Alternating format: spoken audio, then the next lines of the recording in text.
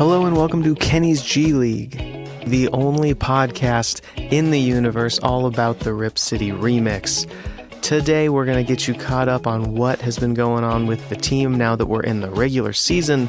We're going to talk about some player movement that we've had on the squad, some news about recent games, and some updates on players that have been receiving accolades. And we'll also talk a little bit about Damian Lillard's return to Portland in a break from our usual G League coverage. But first, let's talk about our sponsor, Basket Ghoul. Basket Ghoul provides you with all the merch you could possibly want for your Blazers and G League needs. You can get stickers that are super specific to players or niche moments in Blazers history. You can get a hand fruit t-shirt or sweater that I think you should definitely pick up. I've been wearing mine to the remix games recently. It's super cozy. Go pick up a hand fruit sweater. You may have even noticed the head coach of your Rip City remix wearing a hand fruit t-shirt recently. That was awesome. Super cool to see that. So get on board, pick up a hand fruit t-shirt or sweater from basketghoul.com. This season, now that we're in the regular season for the remix are 9-4 on the season, currently good for 5th place in the West. If you don't know, the season resets after the Showcase Cup, kind of the in-season tournament precursor that the G League invented here. The regular season is on its way, and like I said, they're 9-4, 5th in the West. In the G League, the top 6 teams in each conference make the playoffs. Additionally, the teams in 1st and 2nd place in the conference get a pass into the second round, so they don't have to play the first round. The first 3 rounds of the playoffs are all single elimination, and the finals are a best of 3. I would love to see the remix make the playoffs. Obviously, I think that would be really exciting for a first-year team to make the playoffs. That would be fantastic, so I'm rooting for that. They're currently in good standing, and the team's looking good.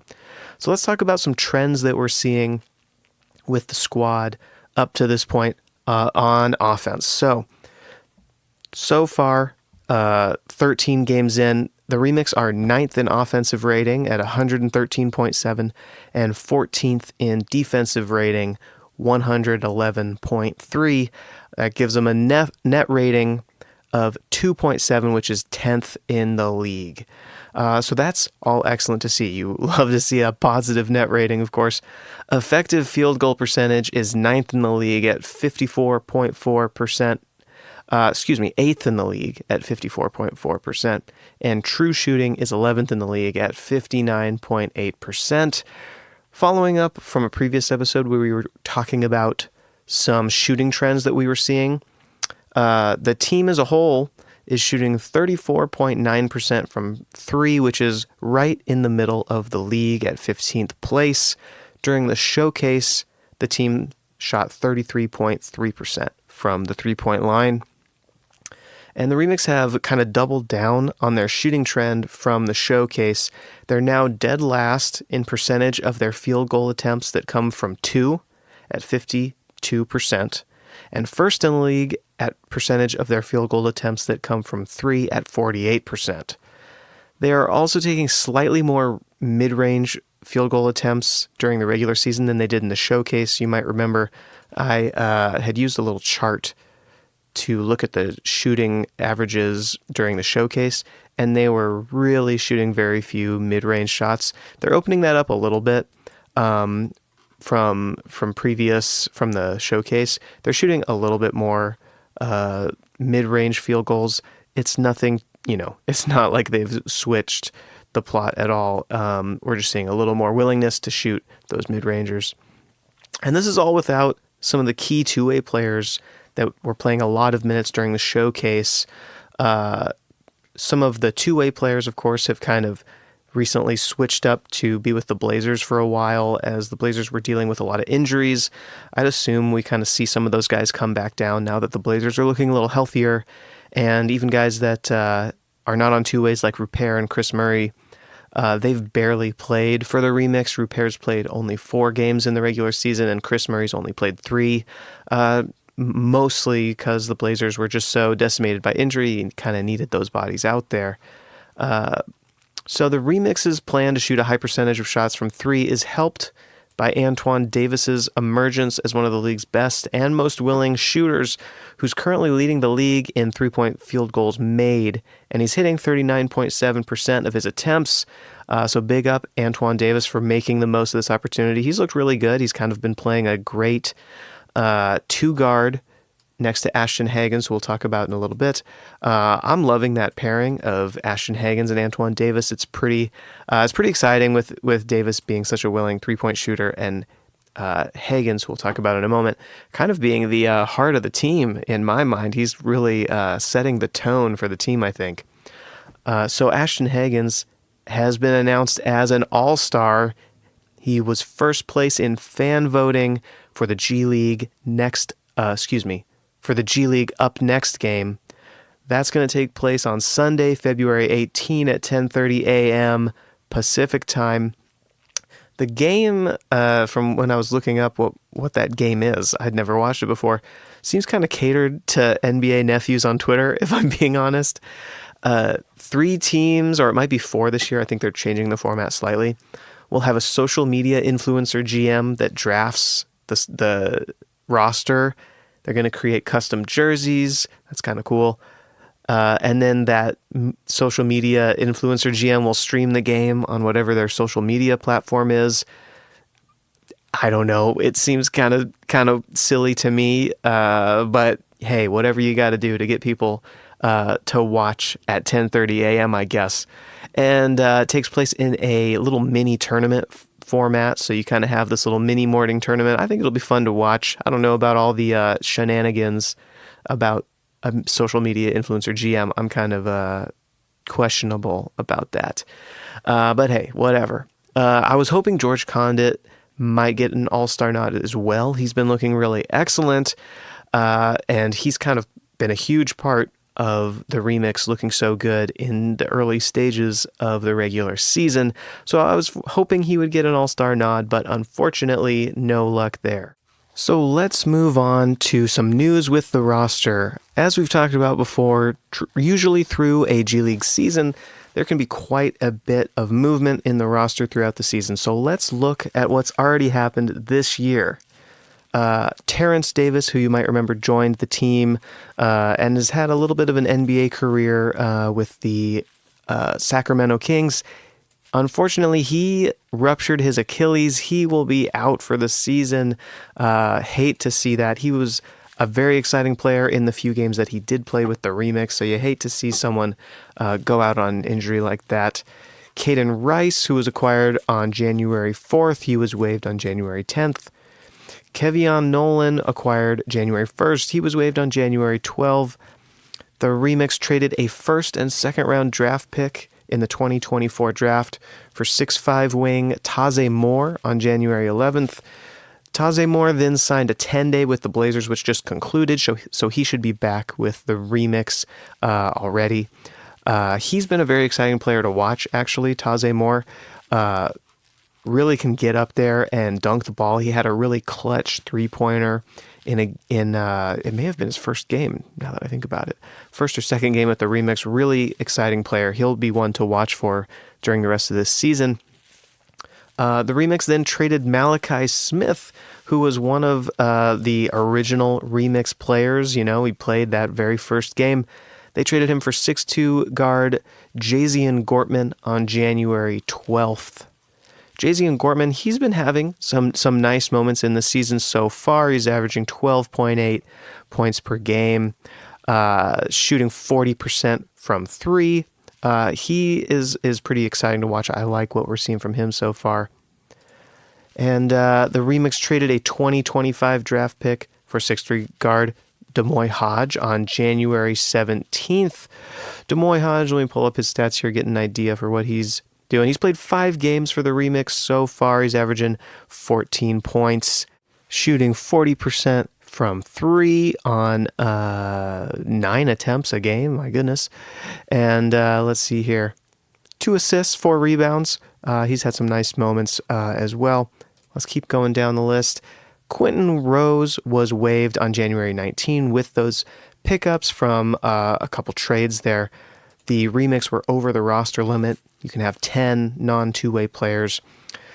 Scotty Lewis was also waived on January 20th. And then you hate to see it, but our old friend Maurice Harkless was also waived on January 20th. Glad he was here. Really cool to get to see a former Blazer on the team. Unfortunately, waived as the team was over too many players. Sean Hyken had a nice article a while back when he joined the team that one of the reasons he joined was that he got to play with an old coach. Of course, as he kind of rehabbed from a couple injuries that he had, hoping to get back into the NBA. Really wish Mo the best. I hope he lands somewhere in the NBA at some point. Always enjoy rooting for him. And our most recent piece of news, Anthony DeRuggi on January 29th was acquired by the Remix. You might remember that he was acquired way back in October as part of a trade, and he was playing in Mexico recently, and now he's with the team. So they didn't have to trade anyone for him. They already had his rights. So it'll be exciting to see his addition to the team. So a lot of movement there. It's been cool for me to see that despite all this movement and some of the players that come down from the Blazers missing so many games in the regular season, that the team is looking really quite good. They're improving on essentially every element that they were trying in the showcase, especially their shooting, and that's really helping them come a long way, especially with the emergence of guys like Antoine Davis and Ashton Hagans and George Condit. So the team is looking quite good right now. I'm excited to go to the game tonight as I'm recording this on Friday, February 2nd. Let's talk very briefly about the game versus the Ignite about a week back or so. Really cool to see these prospects come into town. If you're a Blazers fan, you're probably familiar with Ron Holland and Matis Bezelis, who currently are kind of slated to go in the draft anywhere from 5 to 10 right now, it seems like. And the Blazers right now, if everything followed the odds, would probably have picks 5 and 10. So these are two guys that are pretty highly touted right now, came through town recently, and I got to watch that game. So just some random thoughts here from a guy that is not an NBA prospect watcher at all. So here's some random thoughts. Ron Holland, he had one of his better games of the season, 31 points on 12 for 20 shooting, 4 for 6 from 3, which is certainly generally a knock from him, his three-point shooting, but he shot great that night with 6 rebounds, 2 assists, and 2 steals.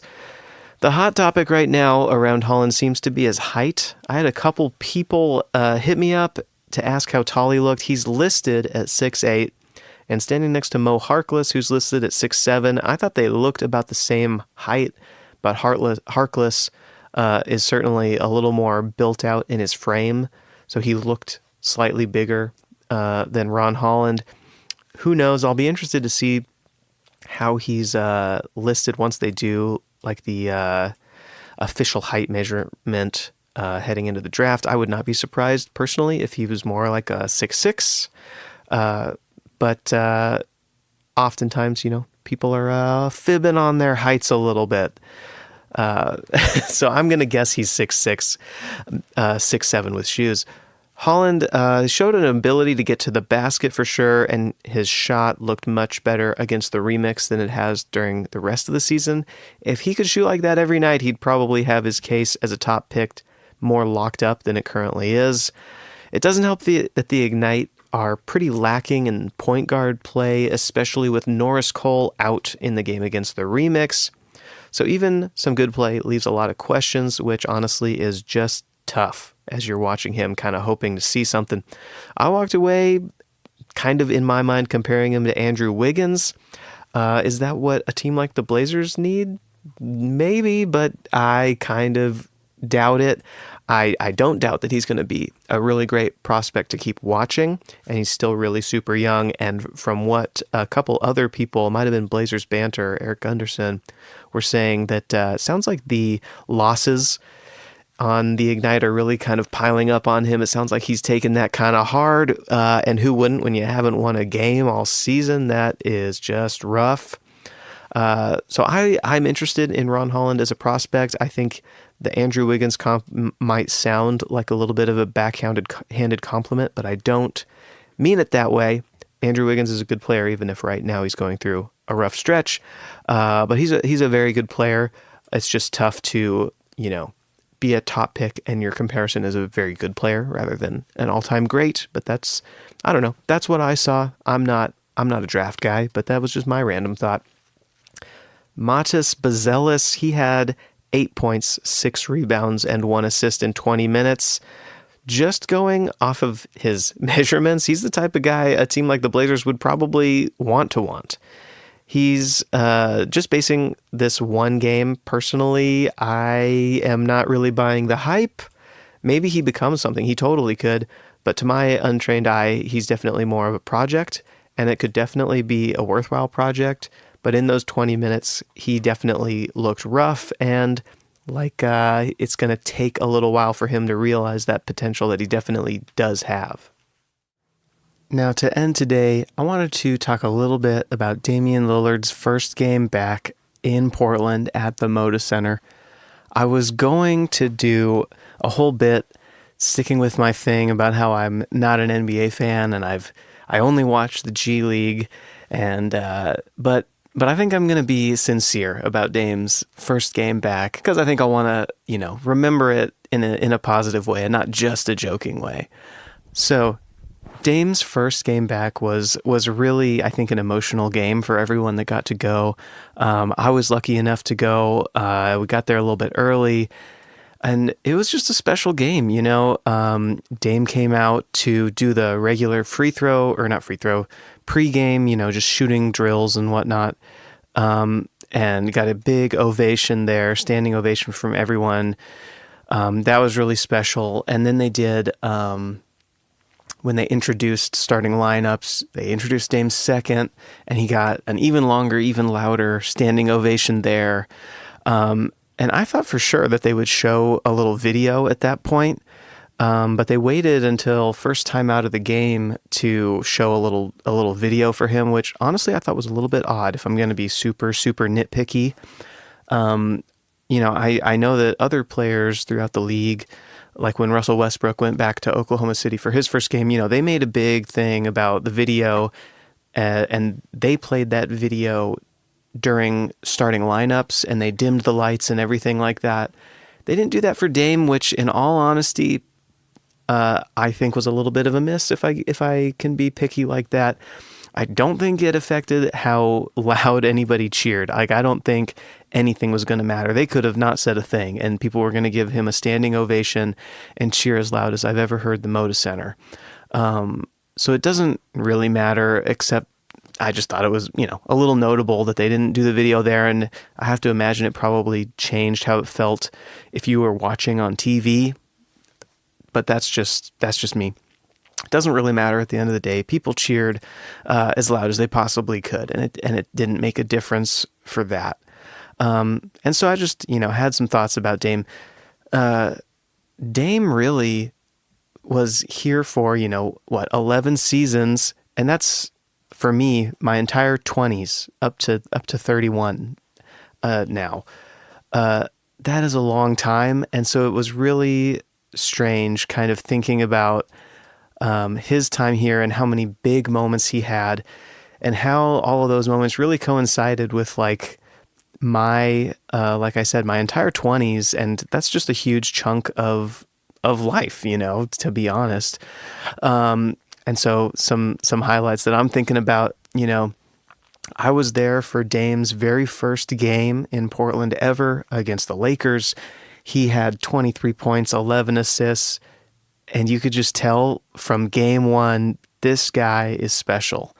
I remember this past summer, I had some friends that were asking me, do you think Scoot is going to have as good of a season as Dame did. And I just had to say, no, I don't think that's going to happen. Not because I am not high on Scoot. I'm very excited about watching Scoot continue to develop, but Dame right out of the gate was incredible. You just knew that he was a special player literally from game one, which you don't see a lot, It just doesn't happen that often. Incredible first game. I was there for Dame's first game winner versus the New Orleans Hornets that same season. That was really special. Something that I think gets overlooked a little bit is that he had a couple opportunities to hit game winners before that Hornets game, and he missed them. For a guy that, is known for being one of the most clutch players of all time, he missed some game winners early in his career. And it obviously, no one even remembers that. No one remembers that. He turned into one of the most clutch players of all time. Other moments, I remember I wasn't at the .9 game. I wasn't at that one. I was doing terribly. I was getting some bad grades in college, and but I ran home as fast as I could, and I caught the last quarter or so, and jumped over the couch, screaming my head off when he hits that game winner against the Rockets to give the Blazers their first playoff series victory in 14 years. It's incredible. His OKC game winner, the bad shot, that was, I think, will probably always be the most incredible shot I've ever seen in my life. I don't think I'll ever see a shot more exciting than that. I hope I do, but it's just hard to imagine. That was the most incredible shot. Strangers were hugging. The guy that was sitting next to me at that game, I was hugging him. I was hugging his friend. I was hugging my dad. It was just the most incredible shot I've ever seen. The 2021 Denver playoff series where Dame was just going bananas, shooting, step back, banked in 3-pointers. The Blazers would lose that game, and I think that's when, for me, I went, he might leave. He might leave. Incredible game. Incredible performance. The Blazers lost not by him, by his teammates, and that's when I think a lot of people, myself included, said, yeah, this might be the end. And then, it's hard to come back from that. It's hard to come back from a moment like that, especially following that, leading up to the Olympics, kind of questioning whether he would leave. That's when he started to get some press about would he stay, would he leave. There was always that question, of course, just kind of being a smaller market, I suppose, but it really became real around the Olympics. And for probably a couple years, I would get a random text from a friend, whether here or in another city, saying, "Oh, how do you feel about Dame probably leaving?" And I got those texts from friends for a couple years before he actually left. So the writing was kind of felt on the wall, even if when he, reaffirmed being in Portland, it felt like he would be here for the rest of his career. And then probably the last signature Dame game was his 71-point game against the Rockets. That was incredible. And even in the moment, if I'm being honest, it kind of felt like maybe we're witnessing the last great Dame game as a Portland Trail Blazer. So those are some of my favorite moments. And then to have him get traded and honestly be a pretty devastating summer for people that at least wanted to see Dame win in a Portland jersey. It was a great moment to have him back in Portland and everybody come around that game as kind of a solidifying moment. We haven't had, in my opinion, that many games since probably the 2019 playoffs where it just felt like there wasn't doom around the corner, whether it was that Denver playoff series after that, Terry Stott's kind of last moments, or really anything since then. There was kind of just a sense of, maybe impending doom around the team. So to have this moment to me where we just got to celebrate the player that we've watched for over a decade was I think really special. I got to, I got a photo with a bunch of Blazers fans from Twitter after the game, and to me, I feel like that was more encapsulating of what that whole era of Blazers basketball meant than the game itself, or than any video that they could have made for the game was. It's impossible to sum up Damian Lillard's career in Portland with a 2-minute video or with 2-minute videos like the Blazers did. Of course you want to do that, and that's nice, but it's just impossible to sum that up. What really, I think, meant more to me was seeing people, whether I've met them before in real life, like I have some of them, or not, see that game for what it was and just be excited for the game, which was actually a fantastic game once it was all said and done. So I think that moment of just fans kind of coming around the team and coming around Dame was really special. Like I said, kind of for two reasons. One, the people is really what it's about, not any video or moment that Dame had, but that you could kind of encapsulate the feeling of watching Dame for a decade with fellow fans. That's a really special moment. And then the second thing that was really interesting about that game was that it felt like at some point when we realized the Blazers were actually in it at the end, it turned from, I think, we're here to watch Dame to, no, we're here to win. The Blazers need to win. We need to watch this team win, like before Dame got to the Blazers, we were all fans of basketball, and as much as I really would have loved to see Dame hit a game winner against the Blazers, I think that would have been weirdly cathartic. It was incredible to feel the emotion in the arena that I don't think we've felt since 2019. And it hasn't been, it's been several years, obviously. And many teams have gone on, longer droughts of excitement like that than we have. But I think that was an important moment to have as Blazers fans. We got to have that excitement of kind of a Dame game without Dame. So I hope we get to have that feeling in the building sooner rather than later. I would like it to be sooner than maybe 3 years, 4 years. Who knows how long a rebuild will take.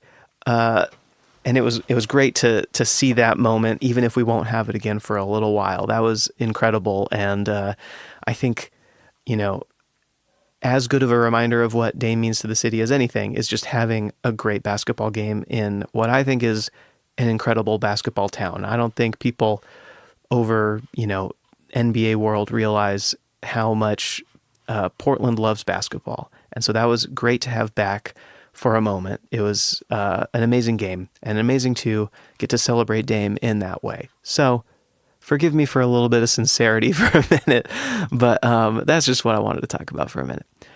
So thank you for checking back in with the podcast, Kenny's G League. Like and subscribe and do all of that stuff that you're supposed to do. And I will catch you back on the next one. Thanks so much for listening.